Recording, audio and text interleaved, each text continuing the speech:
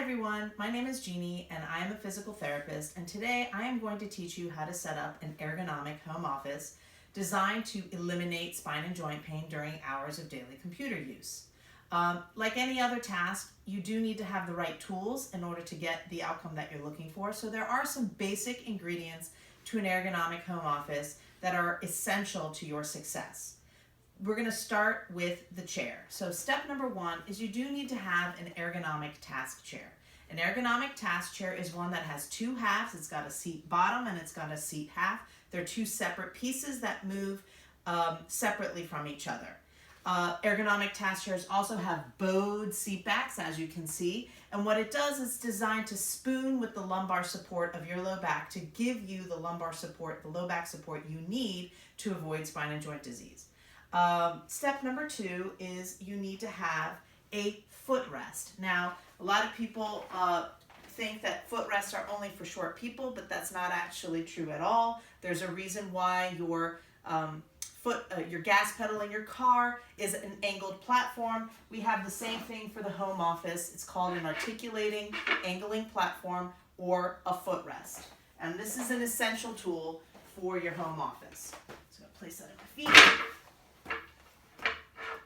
Now, if you have external monitors, then you already have an external keyboard and mouse. If you are working with a laptop, you do need to get yourself an external keyboard and mouse. They are very inexpensive, maybe like $8 or $10 on Amazon, but they are essential to avoiding neck and back pain during home computer use. When you have an external keyboard and you're using a laptop, then you're going to have your laptop on a separate surface. You can use books to stack it up, or I do like this particular tool. It is called a laptop riser. There are very many different kinds. This one is made by a company by Gold Touch. I like it because it folds flat and it's very portable. So this is the one I use, but again, portability is not really the issue right now, but I do like to have the right tool for the right job.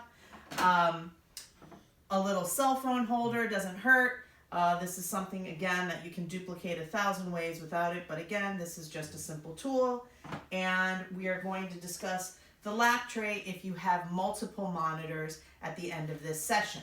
Now, in order to fit yourself into the workstation, you're going to start at the chair. So step number one is you want to make sure that the seat pan, this is called the pan, this is called the seat back, is not higher than the bottom of your kneecap. So the bottom of my kneecap is here, the top of the chair is here, so it's a little bit too high. So I'm going to get in it and I'm going to lower it a skosh. Okay? Step number two is I'm going to place my feet on the angled platform or footrest in front of me. Step number three, your butt has to be all the way back in the chair, but how do you know if it's all the way back? You're going to reach down toward your feet, and if there's any space between your butt and the back of the chair, you are going to gap it. You're going to bring your chair a little bit forward until the knee angle is about 110, 120 degrees, just like it is in your car.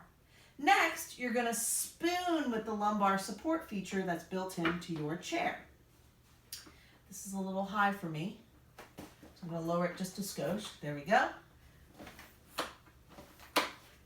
Get my footrest close, and there we go. Okay, so butt's back, I'm going to spoon with the lumbar support, and next I'm going to place my keyboard and mouse in what we call the V-zone.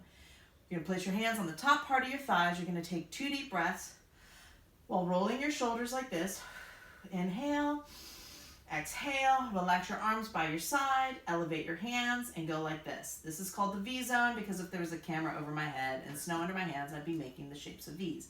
This is the correct height for your keyboard and mouse. So as you can see, this desk happens to magically be the right height for my keyboard and mouse. Next, I am going to position my laptop. What I'm going to do is I'm going to sit back in my chair. I'm going to look straight ahead with my head over my shoulders. I'm going to outstretch my left hand. I'm going to center it between my left and right eyes. I'm going to bring my arm up and I'm going to lower my hand until my middle fingernail is level with what I think is my eyebrows, and that represents the ideal position of my monitor. So you can stack books here to elevate the monitor to where it needs to be. I personally prefer a laptop riser. There we go. And then I control the pitch so that I can see the entirety of my face and the top part of my chest in the reflection, just like you would see, other people will see you in a Skype meeting. Lastly, I would place my cell phone. If I wasn't filming with it right now, I would place it right here. Now, if this is perfectly adequate if you have one monitor. If, however, you have multiple monitors that takes your neck and you are doing this, then I have reserved the last tool called a detached keyboard tray, where you can come back. Your seat now can be as low as you want it. You bring your footrest here, and what you do is you place your hands in your thighs like this, roll your blades, elevate to get to the V zone, but instead of placing your keyboard on the desk, you're going to place your keyboard on this detached keyboard tray, which is basically a positioning pillow, as we call it in the physical therapy world, with a built-in wrist rest. It's a great place to put your keyboard and your mouse. You're going to bring your monitors here. You're going to have multiple monitors, so they're going to be a little bit more than one arm's length away. It's going to be more like an arm and a half. And now what you can do is you can swivel. Instead of moving your neck left and right, let me push this back a little bit. Instead of moving your neck left and right, now you can swivel like this, steering with your knees and your thighs, to be able to see your multiple monitors without having to twist your neck all day. This is called an external keyboard, or an external keyboard tray. So again, a decent chair, a footrest, an external keyboard and mouse, your monitors positioned in the right way, and you're good for the seating setup. Now, before we go, I just want to make mention that it is essential also to stand up every 30 minutes. So every 30 minutes, you have to detach lovingly from your ergonomic task chair, and you can stretch your legs, you can stretch your hands, you can jog in place, you can take a phone call and pace.